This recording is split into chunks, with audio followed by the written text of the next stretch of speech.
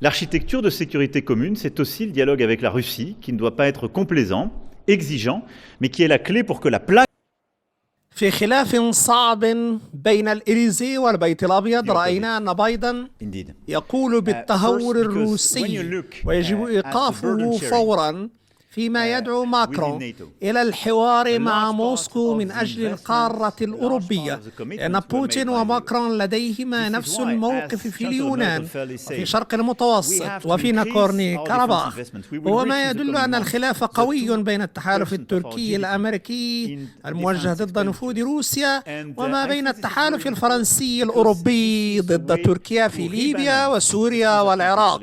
وهذا الخلاف دفع مباشرة ماكرون إلى الاستثمار في بندين حسب تعبيره: أولا تحرير السيادة، وثانيا الاستقلال الاستراتيجي لأوروبا، بما يعني المزيد من إبعاد تركيا والعمل على الأجندة في أفريقيا لإبعاد أنقرة كليا من ليبيا. لذلك فالانطلاق من الاستقلال الاستراتيجي لأوروبا مربك لتوازنات تريد أن يتحرك منها الفرنسي وتعزل التركي، ودائما أردوغان ولصالح بلاده فهو يدعو إلى حوار بل وشراكة رابح رابح مع واشنطن، خصوصا وأن حركة الأطلسي أو الناتو في مقابل الباسيفيكي أو الهادي، ولن يكون الأمر يسيرا في حال الوصول إلى معادلة ناجعة إلا بمشاركة أوروبا كقطعة من اللعبة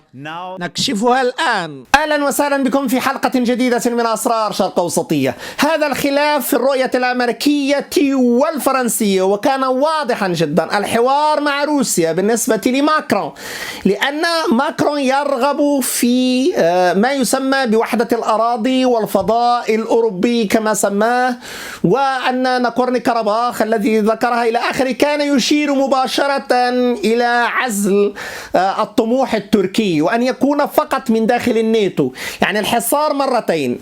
النادي الأوروبي مغلق، والأطلسي أو الحلف الأطلسي ليس موجها باتجاه روسيا، كي لا يكون دور لأردوغان أو تركيا. هذا هدف أول بالنسبة لماكرون، ولا يقف الأمر عند هذا، بل يرغب في أن تكون روسيا أوروبية وناتج عن الحوار وما سماه بالرقعة الأوروبية، ومرة سماها بالمنظومة الأوروبية والمظلة الأوروبية وغيرها من الاصطلاحات التي يتأكد منها على أن رؤية ماكرون تختلف. إن كان بايدن قال بالتهور الروسي بالحرف، قال الآخر بالحوار مع روسيا. إن كان الآخر قد ذكر الأطلسي في مقابل الباسيفيكي، فإن بالنسبة للفرنسيين يعتقدون بشيء آخر.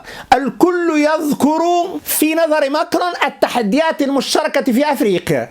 يرغب ماكرون في أفريقيا في الالتزام بالأجندة الأفريقية، في صفر فاصلة في نظره من اللقاحات لإعطاء 13 مليون لقاح للأفارقة. مهم جدا مثل هذا، لا يهم أن نعطيهم بعد 6 أشهر أو سنة. المهم الآن ما يقول 0.40% مما يطلبه اليوم الغرب يجب أن يسلم حسب الأجندة الأفريقية. هذا لجعل بايدن يعمل في أفريقيا ويعمل في الشرق الأوسط وبالخصوص سوريا، وكل ذلك منطلقا من ليبيا وسوريا كلها والشرق المتوسط وأيضا في ناغورنو كاراباخ، لجعل الرقم الأمريكي خلف الفرنسي وتوجيهه تماما في أفريقيا وفي هذه المنطقة. وهذا ما يمكن أن يؤكد على أن هناك خلاف. 3 ساعات التي كان فيها المؤتمر يعني كانت رسالة من ماكرون إلى صديقه بوتين بأن هناك من تعتمد عليه، ويمكن أن تتوقف كل المخططات للناتو إن كان الأمر يتعلق بمواجهة روسيا. هذه نقطة فارقة وخلافية بحتة مع الأمريكيين، وكان واضح جدا ماكرون في هذه النقطة. النقطة الثانية والأهم من كل ذلك هو فعلا المدى الذي أراده بايدن، انطلاقا من البحر الأسود، انطلاقا من مدمرة كوك ومدمرتين بعدها في البحر الأسود، تعاون مع تركيا بعيدا عن الناتو ولا عن فرنسا، الدخول في تفاهمات أخرى مع أردوغان يقول بأن هناك شراكة رابح مع الأمريكيين أخيرا في آخر تصريحاته. معنى ذلك على أن الأمر الآن موجه ضد تركيا تحديدا ولا شيء غير تركيا. ماذا هناك تحديدا؟ هذا هو السؤال. عندما يجمع بايدن أكثر من 150 مروحية لمختلف المناورات في البلقان، وخصوصا التمرين الرئيسي بالنسبة لديفندر يوروب في 2021، وعندما نجد أهم تحت مظلة بوسيدون تريدنز 2021، وهناك تمارين في كازانتي تحديدا من 24 فبراير إلى ماي القادم سيكون هناك أكثر من 110 مروحية لنقل الجنود بلاك هوك. هناك أيضا 25 أباتشي، 10 من شينوك، لأول مرة الدبابات ضمن 1800 مدرعة. أول مرة تكون هناك مروحيات عبر الناقلة البحرية أنديرانس التي مرت في جبل طارق أخيرا ضمن 7 ناقلات من نفس الطراز. وحاليا في مطار ديموكريتوس لأول مرة تمر هذه العمليات خارج السكك الحديدية. إذن ما كشفته الصحف يؤكد على أن هناك إنزال في البلقان، إنزال في البحر المتوسط، هذا الذي يرغب فيه تماما بايدن. الاتجاه الآخر مع فرنسا والخلاف مع ماكرون هو بالنسبة للآخر يدعو إلى حوار، لأنه لا يجد العدو إلا في تركيا، لا يجد الخصم إلا في تركيا، وهذا واضح من خلال كل ما يجري، لا في التفاهم بين ماكرون وما بين بوتين في قضية ليبيا، أيضا في قضية سوريا. هناك عمليات من الشاطئ السوري تعمل عليها الرافال مباشرة عبر هذه العملية التي هي ضد داعش في كل من العراق وسوريا، في داخل المياه الإقليمية السورية وبتأمين روسي. هذه للإشارة فقط. إذن هناك ترتيبات تجري من أجل محاصرة روسيا. فرنسا بلعت لسانها عن القرم، فيما القرم هي القضية الأولى والخارطة التاريخية بالنسبة لتركيا وإلى آخره. نسي ماكرون أوكرانيا، نسي كل شيء، يهمه الآن هو الفضاء الأوروبي، لا يناقش ما سيجري عليه الأمر بالنسبة للحدود ما بين أوكرانيا وهذه الدول وخصوصا البلقانية منها. هذا كله لا يهتم إليه الآن ماكرون. يتحدث عن فضاء أوروبي مبستر بعيدا عن تركيا، صديق لروسيا، يواجه في الشرق المتوسط، يجد نفسه على أنه فضاء مسيحي بحت، لا يهم أكثر من ذلك. هذه هي الصيرورة لأكبر علمانية عالمية ادعاء، ولكنها في حقيقة الأمر هي الوحيدة التي تعمل على المعيار الديني في قضية الفضاء الأوروبي. أخطر من كل ذلك هي عندما نجد على أن الآن ماكرون حول صراعه إلى صراعه الشخصي مع أردوغان إلى صراع جيوسياسي، أم أن في الحقيقة أن هذه مجرد أوراق قبل ماكرون؟ حقيقة الأمر أنها كانت قبل ماكرون. ماكرون وأردوغان لا يتصارعان ولا يصطرعان إلا من داخل مصالح بلديهما لا أكثر ولا أقل. هذه الحقيقة التي يجب أن يباشرها الجميع. المشكل عندما يكون القصف هو قصف مقصود ومعروف ولأهداف محددة. فعندما ناقش الأول ليبيا وإبعاد الأتراك عن ليبيا، ناقش الآخر مباشرة ورد عليه ماذا يفعل الجنود الفرنسيون في تشاد وماذا يفعلون في مالي. إذن اللعبة الأفريقية يجب إما أن تغير بشكل كامل وإما أن تسمح لما سمح للفرنسيين به. إذن كل كل هذا يجري، وبالنسبة لبايدن الذي أحضر كوك ودفع نحو البحر الأسود وحاصر روسيا، والآن أيضا بالنسبة للبيرقدار وغيره يعمل الآن في دونباس، ويعمل الآن في أوكرانيا، ويعمل في كل مكان. والأمريكي يحضر بكل قوته إلى البلقان، يحضر 150 مروحية، يحضر 25 أباتشي، يحضر بكل هذا الثقل. هناك 7 سفن، لأول مرة دبابات في أي مناورات. لم تكن بالدبابات أبدا، إنما اليوم بدبابات. هذا الحضور يعني أننا أمام كارثة عسكرية حقيقية، لأن الكل الآن يحاصر عبر القوات البرية والقوات البحرية والجوية وغيرها. لم يعد هناك إمكانية فقط لاستعمال المقاتلات الاستراتيجية والمقنبلات الاستراتيجية. ما عدا ذلك فكثافة رهيبة بالنسبة للمروحيات والدبابات، كأن العملية تجدد، كأننا أمام ناغورنو كاراباخ جديد. عندما يحضر أكثر من ذلك، ماذا يرغب أي استراتيجي في النظر إلى مثل هذا الثقل الذي يحضره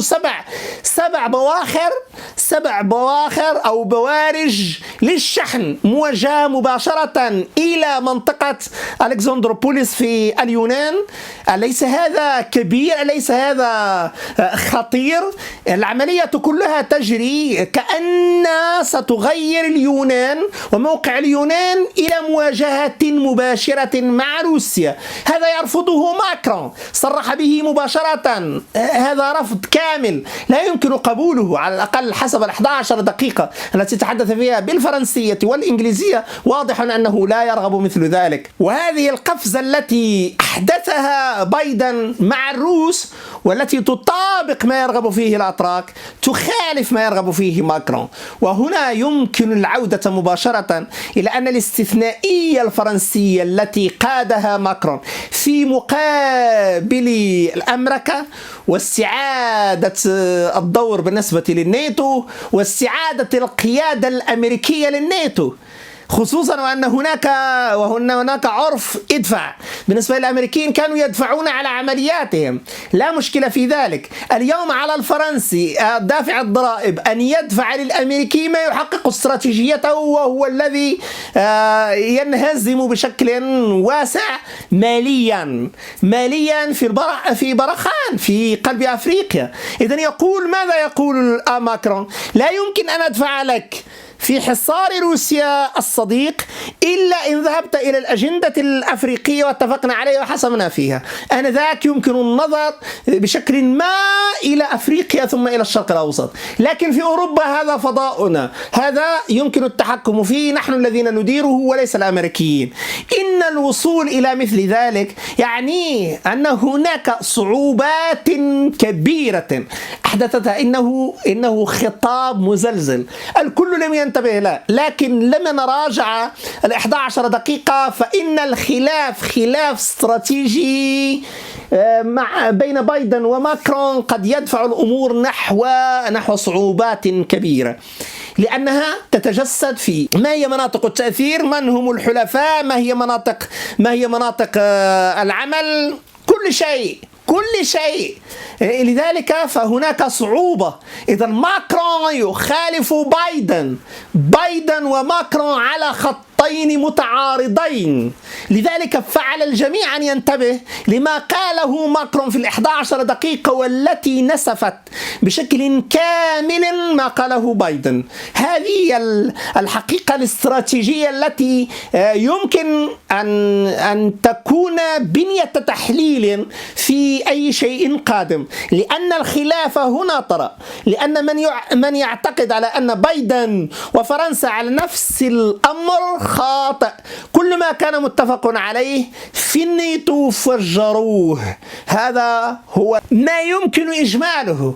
عندما يصل الأمر إلى حين أن يقول ماكرون أننا أمام تحرير السيادة، يعني أن لا بد من الوصول إلى تفكير كبير بالنسبة للفضاء أيضا. لذلك فالأمور أيضا الفضائية والمجال الفضائي كما طرحه هو مع أستراليا وآنذاك كان مهما جدا بالنسبة إليه أن يكون مثل هذا التموقع الجديد مختلف عما سبق، تموقع آخر، تموقع استراتيجي مختلف.